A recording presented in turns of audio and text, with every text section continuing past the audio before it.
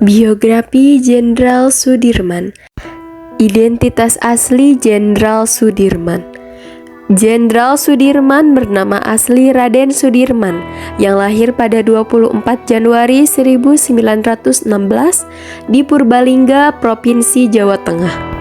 Orang tua Jenderal Sudirman adalah Bapak Karsid Kartawiraji, seorang pekerja pabrik gula di Kalibagor, Banyumas, dan Ibu Siem yang merupakan keturunan Wedana Rembang. Ia memiliki satu saudara, yakni Muhammad Samingan. Istrinya adalah Alipah dan bersamanya ia dikaruniai 7 orang anak. Dia dibesarkan oleh pamannya bernama Raden Cokro Sunaryo yang merupakan seorang camat di Rembang, Purbalingga agar ia bisa hidup lebih layak dan mapan. Saat itu, Raden Cokro Sunaryo belum memiliki anak sehingga mengadopsi Jenderal Sudirman menjadi anaknya. Bersama pamannya tersebut, sejak kecil sang jenderal memang memperoleh pendidikan yang layak. Pendidikan Jenderal Sudirman. Dia sekolah di Hollands Inlandse School atau HIS yang kemudian dilanjutkan ke Taman Siswa. Kemudian ia dipindahkan lagi ke sekolah Wirotomo karena Taman Siswa dianggap Belanda adalah lembaga ilegal di tahun berikutnya. Berkat kecerdasannya ia tetap bertahan dan terus mengasah kemampuannya.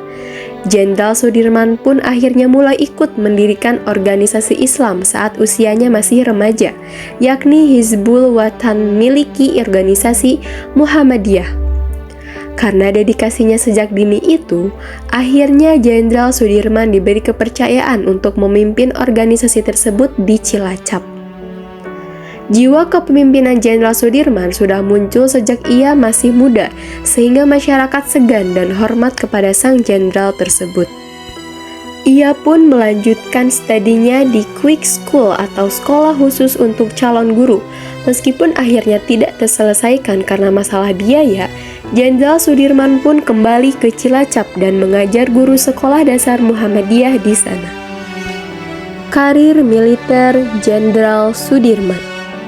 Sebelum diperintah Jepang, Jenderal Sudirman sudah lebih dulu dipercaya pemerintah Belanda untuk memberikan pelatihan kemiliteran untuk para tentara pribumi. Pada masa penjajahan Jepang, sang jenderal kemudian dipercaya untuk memimpin organisasi bentukan Jepang bernama Shusangikai untuk menjaga keamanan rakyat Indonesia dari serangan sekutu. Organisasi tersebut termasuk di dalamnya adalah Pembela Tanah Air atau PETA. Setelah menjadi komandan, Sudirman beberapa kali menentang keputusan Jepang yang terlalu semena-mena terhadap masyarakat di wilayahnya dan pemberontakan yang membuatnya diasingkan di Bogor. Perjalanannya di militer ini membuat Sudirman ditugaskan oleh Soekarno dan Hatta untuk mengawasi proses para tentara Jepang yang menyerahkan diri di Banyumas. Sejak penugasan ini, Sudirman dengan pasukannya dijadikan divisi V oleh Urip Sumuharjo sebagai panglima sementara saat itu.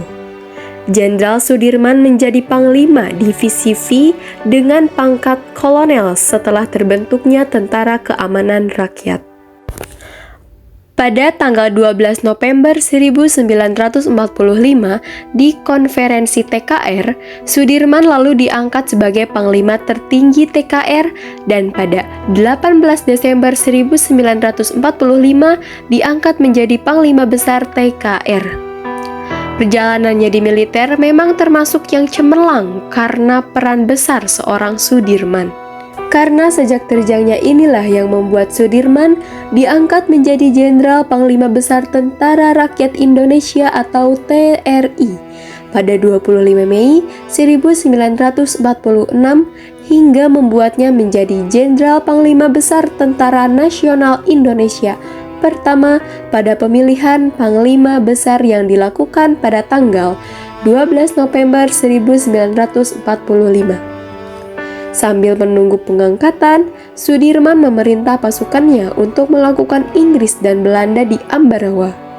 Ia dilantik sebagai Jenderal Panglima Besar TKR pada 18 Desember 1945.